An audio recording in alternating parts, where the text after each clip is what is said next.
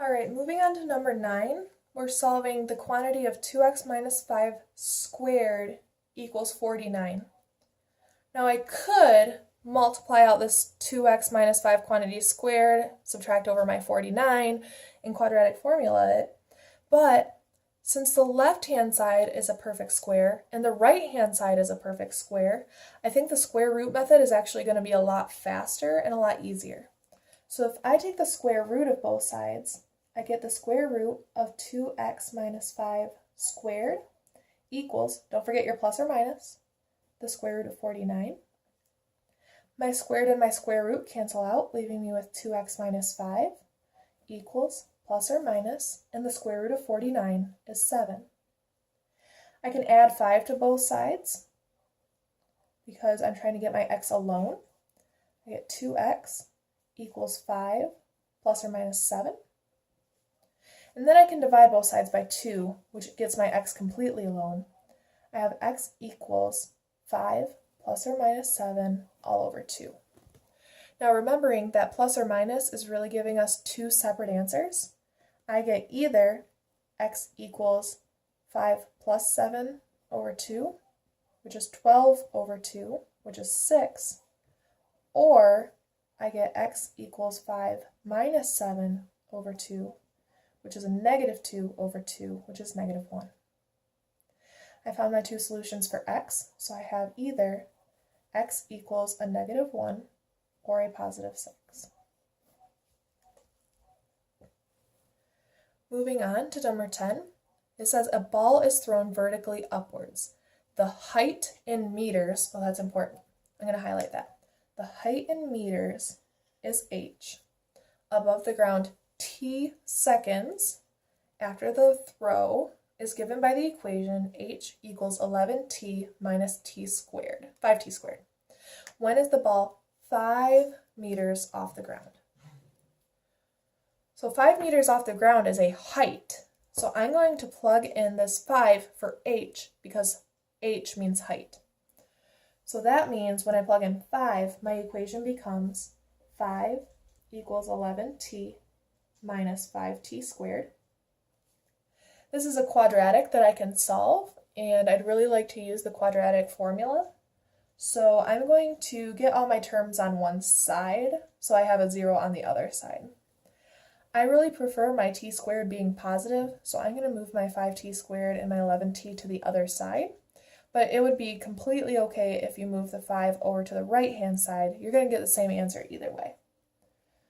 But I'm going to subtract 11t and add 5t squared to both sides. That's going to give me the equation 5t squared minus 11t plus 5 equals 0. I said I wanted to use the quadratic formula on this, so I need to identify my a value, which is 5, my b value of negative 11, and my c value, also 5. And I can use the quadratic formula to solve for t. So I get t equals negative 11 plus or minus the square root of negative 11 squared minus 4 times 5 times 5 all over 2 times 5. My negative and negative cancel out, leaving me with just a positive 11 plus or minus the square root. Negative 11 squared is negative 11 times negative 11. Since a negative times a negative is a positive, I'm left with 121. And 4 times 5 is 100, so I get 121 minus 100 over 10. Simplifying under my radical, I get 11 plus or minus the square root of 21 over 10. Now this answer is completely acceptable, but we want to know when is the ball 5 meters off the ground.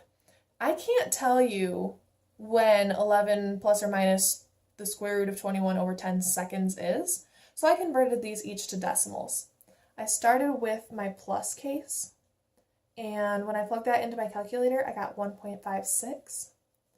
When I plugged in the negative case into my calculator, I got 0.64. So that means the ball is 5 meters off the ground after 1.56 seconds and at 0.64 seconds. Now this should make sense because if you throw a ball, it's going to have a curve kind of like that. So if our height of 5 meters is about here, it's going to occur 2 times, once on the way up and once on the way down. That's why we have 2 different solutions for a word problem. That's a little bit different than normal, but in this case it makes sense. For number 11, I'm seeing terms on both sides and I'm seeing it being a quadratic. I'm thinking quadratic formula, but first I have to get everything on one side. So I will subtract my 3x and my 5. So if I subtract 3x and 5 from both sides, I get 2x squared minus 3x minus 13 equals 0. For my quadratic formula, I need my a, b, and c values. A is 2, b is -3, and c is a -13. For my solutions, I get x equals -3 plus or minus the square root of -3 squared minus 4 times 2 times -13 all over 2 times 2.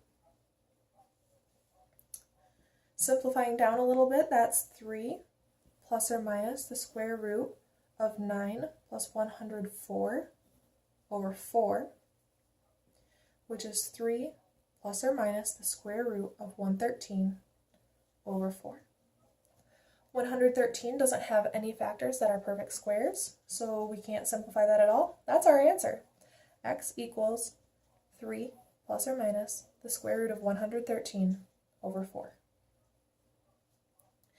Now number 12 looks a lot like number 9, so we might be enticed to use the square root method, but the problem with that is that I have variables on both sides of my equation. To use the square root method, that can't happen. So I'm going to have to get everything on one side of my equation. I'm going to start by FOILing out my x minus 3 squared. So x minus 3 squared is the same thing as x minus 3 times x minus 3. First terms, I get x squared. Outside, I get a -3x. Inside, I get a -3x. Last, I get a positive 9. Combining my like terms, this is x squared minus 6x plus 9. So that is equal to my left-hand side here.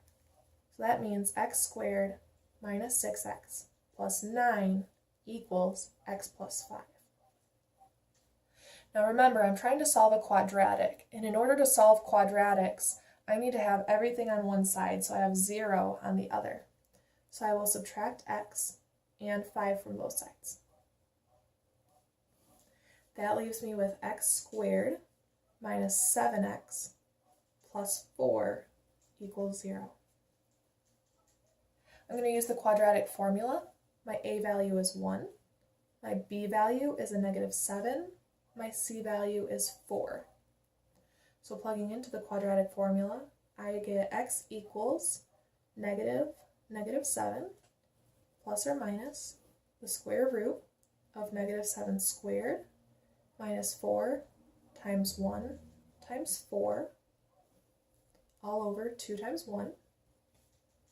So that would be a positive 7 plus or minus the square root of 49 minus 16 all over 2. So that's 7 plus or minus the square root of 33 over 2. 33 doesn't have any factors that are perfect squares, so we're done. We can't simplify anymore. X equals 7 plus or minus the square root of 33 all over 2.